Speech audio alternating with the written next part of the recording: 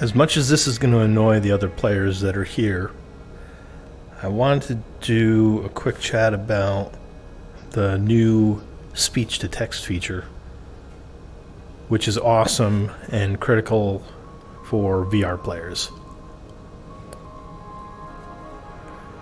When VR launched, the big challenge with multiplayer was that you had to use a keyboard.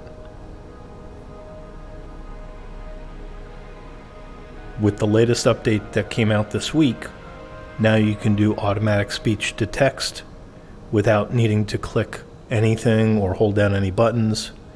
They might want to introduce a feature to make it push to chat. So as you can see, right here on the diagram or the list, it's showing all the chats that I've had, and it's doing pretty good.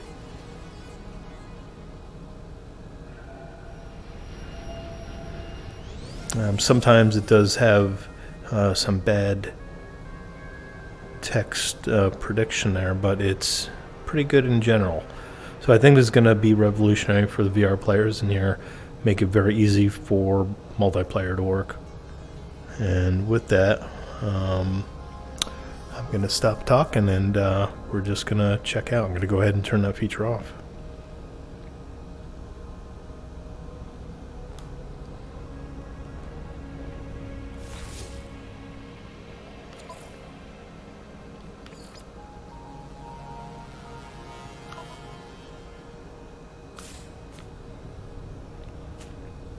Alright, so now that I turn that off, this should no longer trigger anymore. And that looks like it worked.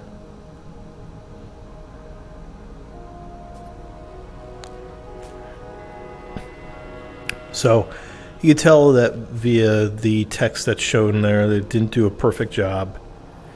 As long as you speak clearly and complete your sentences succinctly, it won't be a problem. So obviously occasionally I would put an extra pause in there and it would fail to complete the sentence appropriately.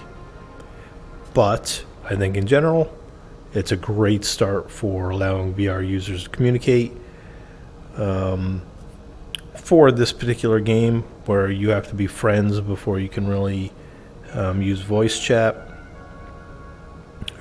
which I found to be a huge barrier to meeting other players, because obviously 95+% of the players are going to be flat gamers, and so that's kind of puts you at a disadvantage when you want to communicate with someone. You either had to kind of do hand signals or jump into their chat group, which sometimes people initially weren't blocking, but then they just started blocking outright. They didn't want anyone joining them.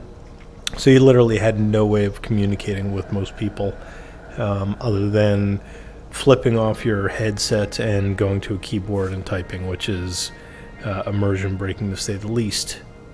So I am pretty happy that this feature came out, and certainly want to encourage everyone that uses VR to come back in and check out that feature. You just have to keep in mind that right now it's always on. I don't know of any way to disable it via button or anything like that. Push to talk would be probably a good idea, because occasionally you end up talking to yourself about an issue or something. Or you just want to make sure that you're focused on communicating well. So disabling it would probably be a good feature to add. Other than that, the performance, you can't probably see my FPS VR that I have here. I am trying to run this at 90 frames a second with 100% super sampling in Steam VR, and it is locked at 45 frames a second. The GPU frame time is 14 milliseconds consistently. CPU frame time is 10 milliseconds consistently. And this is on the, we'll go back into the graphics options, standard. This is standard. This is like as low end as it goes. And I have a 2080. I have a 2080. I have a 9900K CPU. And this is the quality that I am forced to endure. You know, what you're seeing here, I don't know how well it shows up on the flat video, but there's a lot of jaggies happening. And in VR, it's very noticeable and distracting.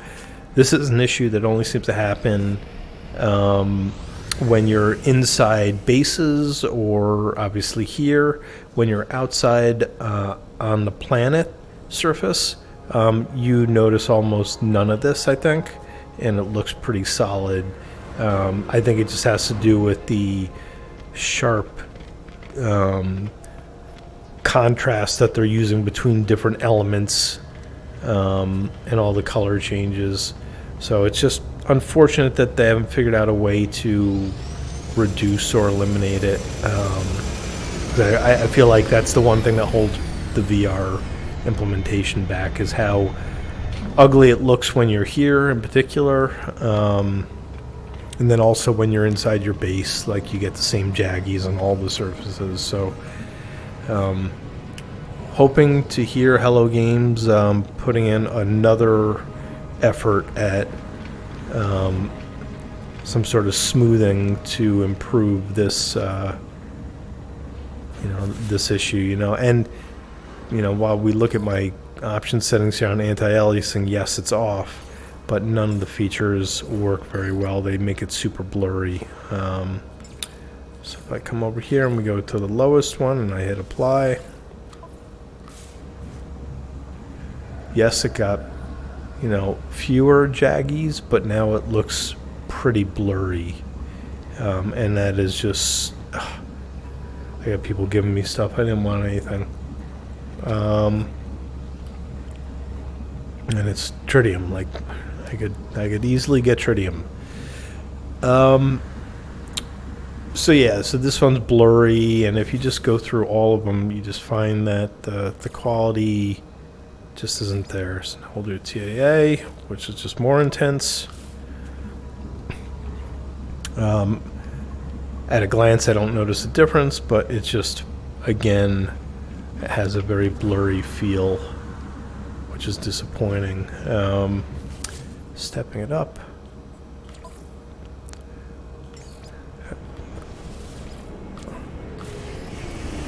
Now you can see there's more jaggies back. It's less blurry, but like if they can't stop the jaggies, the feature isn't really working very well. So,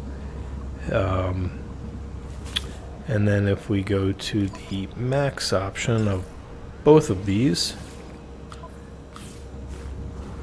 I mean, now it's just blurry, and that's just disappointing.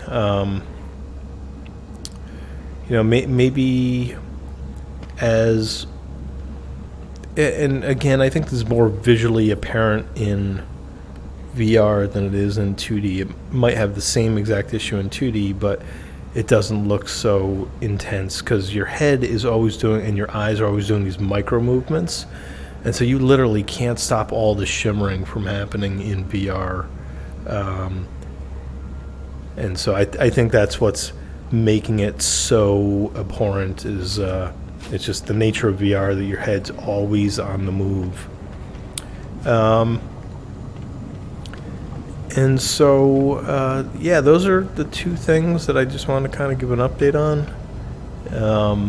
The speech-to-text feature is amazing for VR players, but they do need to implement some kind of push-to-talk feature for that.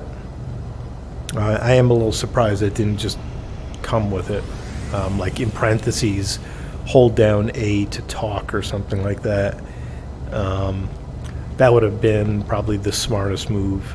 Otherwise, you're going to get people that do what I did, which is use it for a little bit and then turn it off. And then when they need to use it again to like try and quickly interact with someone, they're going to have to go through their menus again. They might lose the ability to interact. So definitely, I'm going to recommend to Hello Games that they do push-to-talk feature to enhance it and make it fully worthwhile. But now I'm going to turn off this horrible blurry mess that I have. and go with a horrible shimmering miss. And maybe it's just their game design has prevented them from being able to do high quality anti-aliasing. I don't know if this is an issue in other games that have a lot of structured graphics, like these sorts of man-made quote-unquote patterns, but it is the only frustrating thing. You feel like you're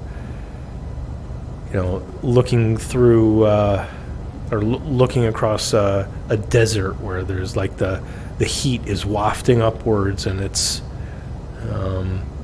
distorting your view, but it's much more displeasing than that.